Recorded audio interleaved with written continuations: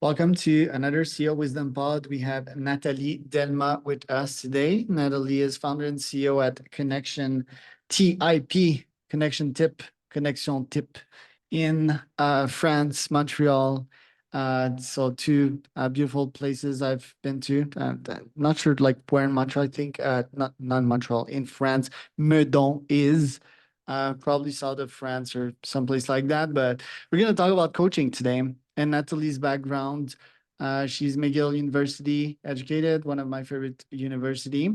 This podcast is brought to you by podpair.com. If you want to start or scale your own podcast, monetize podcasting, go to podpair.com. It's also brought to you by Qualia Mind. That's a supplement for busy entrepreneurs, helps you with focus, memory, and drive. You can go to neurohacker.com/CEO wisdom. Nat, welcome to the pod. Tell me a bit more about yourself, what you're up to nowadays. Well, just to answer your question, Meudon is just south of Paris, so I'm right in the Paris area. What am I off to? Let's see. It's beautiful today where I am. Actually, I'm with one of my clients, our architectural firm, and it's like I wish I could show you. It's like the top of the beautiful Paris tops. But what I'm up to is I'm really interested in connecting with high-powered executives who are out to accomplish the extraordinary. They're typically already successful, but they want to make something happen that is not predictable. So you could say that my mission in life is to free them so that they can dare be, they can dare do, and they can dare realize the extraordinary. So that's what I'm interested in, and that's the kind of coaching. It's called disruptive leadership and performance coaching. So it's not the type of coaching where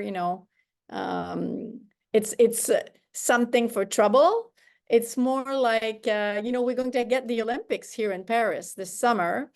You could say that I'm kind of the coach for super athletes, super corporate athletes. And I'm mostly interested in individual executives, but teams and organizational coaching is pretty much what, I don't know if I'm answering your question, but this is what I'm up to these days. Yeah. And why did you get into this? Also, why did you move to France? I got into this. I was working for Procter & Gamble in Toronto, and my boss at the time, who's also my mentor today, still, his name is Dominic Scafidi. He's incredible. He's also a coach today. Basically shared with me about a program that transformed his life, his performance. And at the time I was pretty young. That was in 1994. And I won't tell you the age because then you can make the calculations.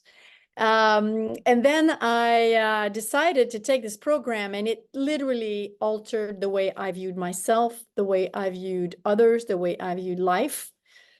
And then my performance started to increase dramatically. And so I decided to keep doing more and more of these programs in the area of breakthrough thinking and leadership. And in 1998, that was 4 years later, I had left P&G in 96, joined Revlon in marketing. And then in 1998, I decided to leave and then work in that field. And since then, so it's now 26 years, I have been a breakthrough thinking and leadership coach. So that's kind of how I got into it. And then you asked me, what was your other question? Why Paris? Why I moved here? Well, my husband's French, but that's not why I moved here. He actually moved to Canada to marry me. And but I've always dreamed of connecting people around the world and in different cultures. And at the time, the company I was working with was interested in establishing a European office. So I had my second baby. I have 2 boys now. And we decided, okay, let's move for my husband back to France and for me to France. In the end, the company I was working with, it didn't work out.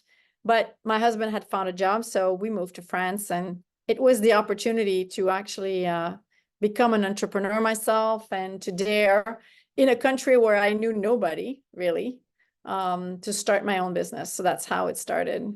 That's why I moved to France. What common mindset problem do you see in the entrepreneurs you coach? I don't coach a lot of entrepreneurs, I must say. I mostly coach, but I do.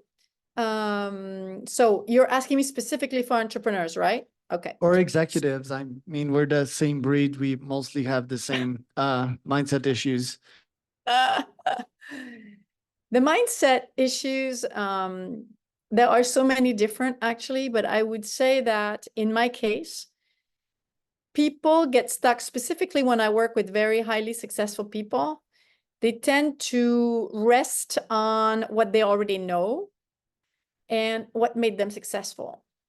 And oftentimes, if they do really reach out to what they really, really want to make happen, however they've been operating and working, is no longer sufficient for what they want to do. So you could say that the mindset that could be I know what to do to be successful, that mindset is the real detriment. You could say that the more you're open to being in the unknown, I always say, can you be willing to be backed as a white belt if you were a 9 belt in judo or whatever other sports? So that I would say that's a major issue, preventing them from actually reaching what they truly want. So that's one example. Right. And what about their ego in that situation? They hold off, they hold on a lot to their reputation. So how do you convince them to that they won't look silly, and that their precious reputation will be protected? Yeah, well, you could say that you need to bring them at stake. You need to elevate the stakes. Like, why is it important that they really want to accomplish this new future? Is it that important? Because if they're not at stake, they won't shift the way they think, the way they do things, and their ego will get in the way. So now, when something's really at stake for you, the whole idea of your reputation is no longer important. It actually disappears, if you wish. So, but I know actually when they're not at stake, they're worried about their reputation, but typically it's going pretty well. I mean, I must say that their reputation gets even better, but yeah, it's about elevating the stakes and ensuring that they're really, really committed to creating a whole new future. If it's to do more of the same, then actually they don't need me. They can do it by hiring consultants and, getting their processes better. But if they're interested in really being fully alive and freeing themselves to really dare, then that's interesting. And do you feel the career concept still scales nowadays in the age of AI? Do you advise some of them to start doing some fractional stuff, consulting stuff? I'm not sure I understand your question. I'm sorry, Charles. Yeah, so if you coach executives, right, they have a 9 to 5, quote unquote, they have a salary. Yes. This may not scale in the age of AI. There's AI agents normally that can do a very fine job at replacing most executives, in my opinion. So I'm guessing most people are pivoting nowadays to starting their own practice, their own consulting practice, doing fractional gigs as well, having working in executive world at like 5-ish companies on a yearly basis. So are they tempted to test the entrepreneurial waters, or are they good with their career? I think it all depends, right, on the age of the executive, on what they really want to make happen and what's important to them, right? So if you're really highly tech and then you really want to be everywhere, I mean, that might be, but I haven't encountered anyone so far. Maybe it's also because I'm in this disruptive breakthrough thinking and leadership world. And maybe also because I've worked with organizations which are trying to get into the new world. They still want to keep being in their organization or similar organization to help the transformation or the transition. But no, I'm not into, or I haven't had the privilege of meeting people who would want to do that so far. So how can an executive manage or optimize their own performance? Is it about taking care of themselves, it about implementing productivity systems. What is your normal advice to have them perform better? Mm. I think it's a great question. Um, the work I do allows people to get that they don't have to be however they've been being to date, and that every moment they can choose to be the future that they want. And it's a choice, moment to moment to moment. And inside of that, yes, the priority is them. Oftentimes they think about their teams and blah, blah, blah. But if they forget about who they are and what's important to them, then they cannot be efficient, productive, etc. So yes, their well-being is priority number one. And it also goes to, well, who do you really want to be? If you want to keep going the way you've been, if you've been a workaholic, working all the time, and it's not giving you the result, and oftentimes they start to see that it doesn't. It also is about cracking some of their, I would say, not prejudices. I'm trying to find the word in English right now, but their belief system that Right. prevents them. Oftentimes I find think a lot about their team or their organization, and they forget that if they don't take care of themselves, then it's not going to work. So for some people, it's a big shift. But yeah, taking care of themselves, their body, what they eat. In terms of neuroscience, it's a very, very important when they sleep, all of that. Yeah.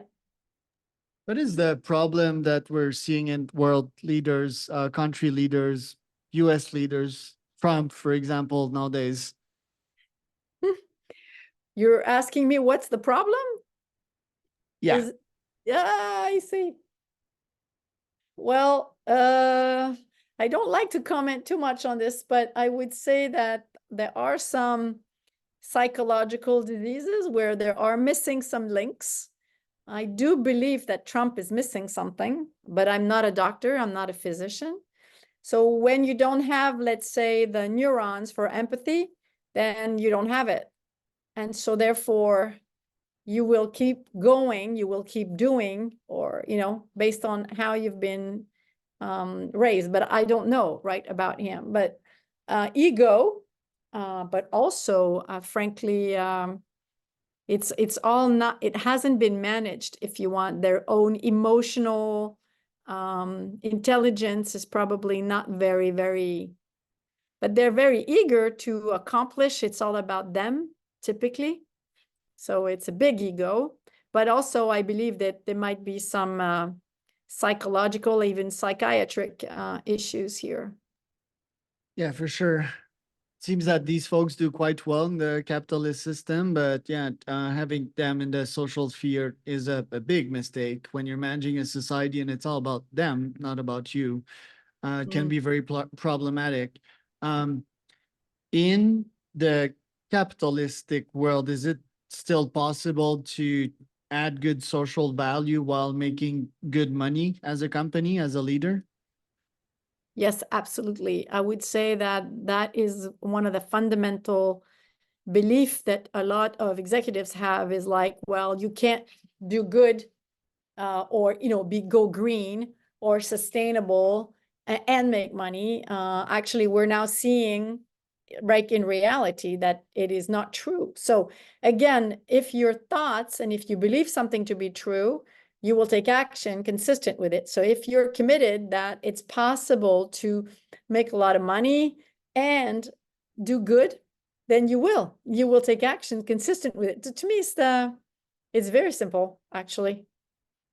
Yeah, it starts with your values. I think are most humans and are most of your clients aligned with their values? Are they clear on these, or do you have to come in and say you need to define your values?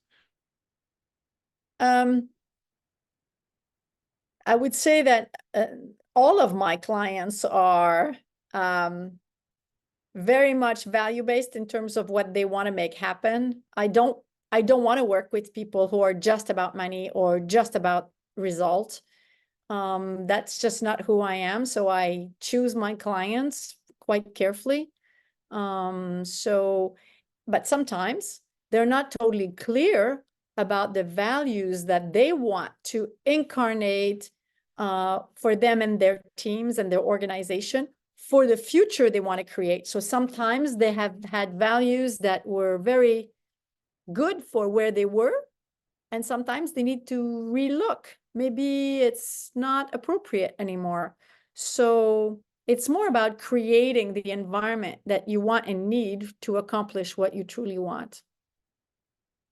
Who do you learn from nowadays? And what are your learning systems? Oh, I learn from my kids. I would say a lot, especially these days. I have two teenage boys. But seriously, I learn a lot from my clients. And I keep co-creating with them. I don't come like I know something. I come from really anchoring what do you really, really want. And by the way, oftentimes people are not clear about what they really, really want because they get stuck with what they think they can have. So I really spend a lot of time in that. So, and I co-create with them. Okay, so now that we're clear that you want that, how do you want to go about it? And how do we engage the rest of the organization in it? So I learned from them a lot. I also, I'm part of two different supervision groups of coaches where I go once a month, a full day with some of my peers to exchange and to share our best practices, but also to challenge each other. And then, of course, I'm a master coach at the ICF. And so I participate in some of those events. I take different kinds of training. I keep up to date that way. But I must say that I think mostly I learn from the moment I get up in the morning and moment I go to bed. It's like whatever is happening, what is my learning? So I would say the world is my oyster here. Love it. What are your top goals for this year? For this year, oof, I love your question.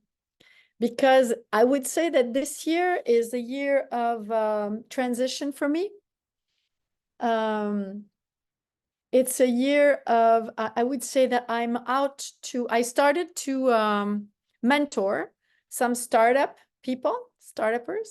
And so one of the objectives I have is to increase my clientele with entrepreneurs, startups, people who really want to make something happen, but maybe are not necessarily clear. So I'm thinking of doing that. I'm also really interested in, and maybe you're going to find that funny, Charles, because you're also French Canadian from Quebec, right? So I do want to work with some Quebec companies more. I already have a couple of clients there, but because I'm based in France, I don't go there as often, but I do now have this urge, I would say, inside of me that wants to contribute to some leaders in Quebec. I find them incredible, I must say, because they're like smart business, American thinking, kind of that smart, but they also have the heart culture, the French cultural aspect that has them dare sometimes with, I just really like to work with the French Canadians. So I'd like to have one or two more, at least one or two more organizational mission there, and of course a few entrepreneurs would be wonderful in that area. Yeah, right. I had that urge. So I think Quebecers, the folks I get the most along with, like personally, but business wise, maybe not that much. Oh, But we do have a bunch of things playing for us in Quebec. Like for the environment, we're really good. yes, I mean, we were at the right place at the right time. It's not like we are these types of people. We like have water pretty much everywhere and hydroelectricity and so forth. But we have that. I've been trying to get like more leaders on the pods, more PDGs. Um, I wish yet, and I think that's where I can come in. Uh, that most these leaders would think bigger and yes, would also be more expansion oriented and thinking big and not only in French. I think that's really hurting us. Um, exactly, I So totally I guess, yeah, agree. there's like a product market fit there and I could approach these folks more. Yes, yes, I agree with you. I think it's the thing that I've always thought is the Quebecers, we say in French, se contentent d'un petit pain. You know, they can, as long as they, but if you free them to go, they can go big. And this is when it gets very exciting. So, Yeah, good opportunity for sure. Where can people find out more about you, Nathalie? well, they can go on my website, which is connectiontip.com.